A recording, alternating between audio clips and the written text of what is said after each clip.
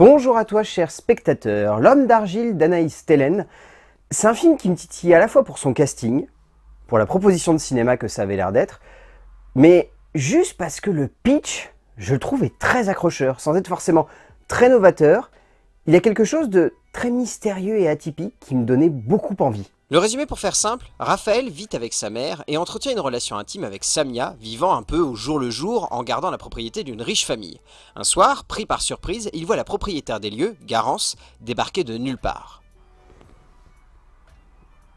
C'est un film, tout ce qu'il y a de plus mignon et entraînant dans ce qu'il est, c'est-à-dire avant tout un récit romantique teinté de drame juste comme il faut sur un personnage qui je trouve est extrêmement attachant et bien construit. Et surtout, on sent que Anaïs Thélène, ce qui l'intéressait au travers de ce récit, c'était de jouer avec l'idée de détourner de ses codes de base un film de monstre. C'est très intelligemment fait parce que ça mélange plein de mythes qu'on connaît de près comme de loin, la créature de Frankenstein. Ça a mêlé aussi des petites histoires autour des films de monstres, autour du mythe du golem, plein de petits trucs comme ça. Et j'aime en fait qu'on s'inspire de petites choses comme ça qui nous rappellent fortement des histoires ou des récits qu'on a connus étant plus jeunes ou qui sont ancrés dans l'inconscient collectif et de les emmener dans une direction où le spectateur va être surpris de la forme que le récit va prendre. Et ici, on est clairement là-dedans. L'histoire de Raphaël, c'est avant tout ça, l'histoire d'un personnage un petit peu en marge de la société qui va se retrouver du jour au lendemain projeté dans une espèce de rôle qu'il va devoir composer pour essayer potentiellement de conquérir une femme qu'il aime ou en tout cas pour laquelle il a une grande affection. Et j'aime la manière avec laquelle le récit se structure autour de ça, comme étant juste une petite quête, tout ce qu'il y a de plus anecdotique sur le papier, mais qui fonctionne tout de même très bien et qui surtout parvient à rendre un protagoniste qui devrait être un antagoniste très attachant et très émouvant. Il n'est pas facile de s'emparer d'une certaine idée de cinéma et d'en faire sa propre lecture, d'offrir au spectateur quelque chose qui sort de l'ordinaire, qui sonne comme neuf, qui soit neuf, et qui du coup arrive à atteindre un objectif clair, celui de faire du 7e art un terrain de jeu et de création qui sortent du lot. Anaïs Thélène, pour son premier long métrage, nous offre une lecture surprenante d'un genre peu visité au sein du cinéma français pour un drame romantique plutôt singulier et léger, malgré une base cinématographique assez puissante, pour un film qui sonne tout de même comme classique par moment, mais qui au milieu de cela surprend, étonne, divertit et parvient surtout à nous toucher.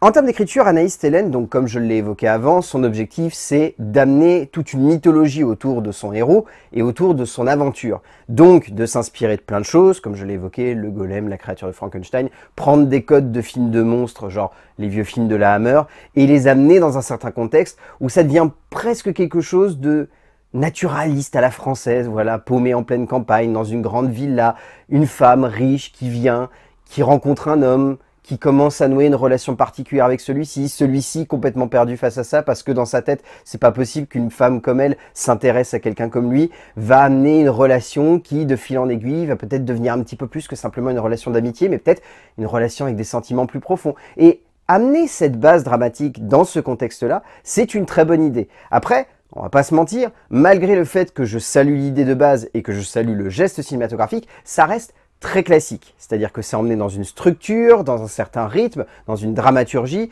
dans des archétypes et dans des clichés qu'on a l'habitude de voir, que ce soit dans le cinéma français ou dans ce type de long métrage. Donc, pas de surprise. Mais ça n'est pas forcément ce que l'on recherche devant ce genre de récit. Ce que l'on recherche, c'est surtout à se laisser embarquer par une protagoniste, par un protagoniste, ici Raphaël, qui va devenir une espèce de héros malgré lui, parce que dès le début, on nous le plante comme étant quelqu'un qui subit un petit peu chaque chose qui lui arrive chaque jour, si ce n'est peut-être le choix de jouer d'un instrument de musique, mais sinon, il est cantonné à une position, on n'a pas envie de l'en sortir, et je trouve que les personnages secondaires qui jalonnent le parcours en fait de Raphaël sont très bien structurés, tout comme Raphaël finalement. Thélène habite donc plusieurs idées de cinéma au sein de son écriture, jouant avec les tons, avec les genres, avec les possibilités que ses héros lui offrent, pour ne pas simplement aller dans une direction classique ou convenue, même si parfois c'est le cas, mais aussi se jouer de ce que l'on attend de ce genre de héros. Si l'on n'a pas non plus la sensation que le récit qu'elle nous offre étonne par sa densité dramatique finalement très frêle, et quelques retournements de situation qui sont bons, mais jamais forcément surprenants, la scénariste veut absolument jouer sur l'aspect romantique et romanesque de cette relation pour nous emporter dans un film touchant, émouvant, et sincère. En termes de mise en scène, alors là, il n'y a pas grand-chose de très surprenant. En fait, on sent qu'Anaïs Thélène, ce qui l'intéresse le plus, c'est l'écriture. Parce que derrière, la mise en scène, elle est beaucoup là pour juste mettre en avant des bons outils d'écriture. Je trouve pas que la mise en scène ait des grands moments de flamboyance ou des grands moments de justesse. Je trouve par contre que Télène arrive très bien à se servir en fait du décor dans lequel elle se trouve. C'est-à-dire que ce soit cette immense forêt, que ce soit ces tout petits villages, cette ambiance globale où on a l'impression qu'il y a tout le temps du vent. Et genre vraiment que cette région est constamment habitée par une tempête qui ne veut jamais s'arrêter. Est-ce une métaphore du cœur de Raphaël qui est en train de basculer et donc que du coup il y a une tempête en lui?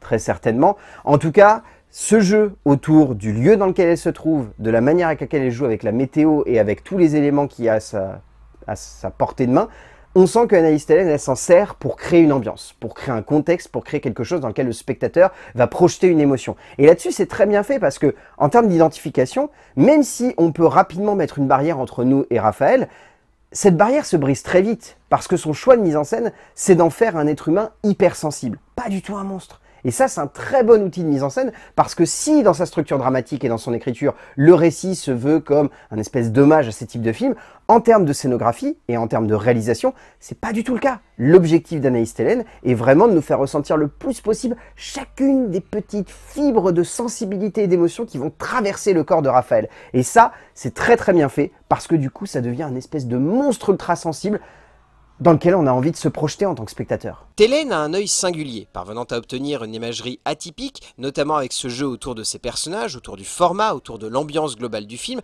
apportant un cachet évident à l'ensemble de sa mise en scène sans jamais chercher à abuser des effets ou des possibilités trop gargantuesques d'un tel cadre.